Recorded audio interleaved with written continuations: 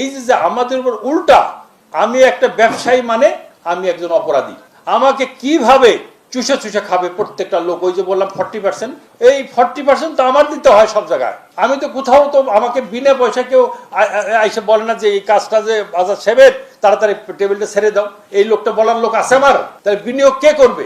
এই যে যেটা দেখলেন আমি বললাম যতটুকু 36 নেগেটিভ, যতটুকু বিনিয়োগ হচ্ছে বিএমআরই হচ্ছে। নতুন কোন ইন্ডাস্ট্রি হচ্ছে আপনার নাম বলেন, কোন জায়গায় ইন্ডাস্ট্রি হচ্ছে? অথচ বাংলাদেশ একটা সম্ভাবনাময় দেশ, আমাকে ফ্রি করে দেন, আমাকে আমার মতো চলতে দেন। আমাকে যে কমিটমেন্ট আপনি করেছেন যে আমি 30 টাকা যদি গ্যাস দেই তাহলে আনইন্টারাপ্টেড, 30 টাকা যদি গ্যাসের দাম করি তাহলে আনইন্টারাপ্ট গ্যাস দিচ্ছেন। আপনি কথা রেখেছেন।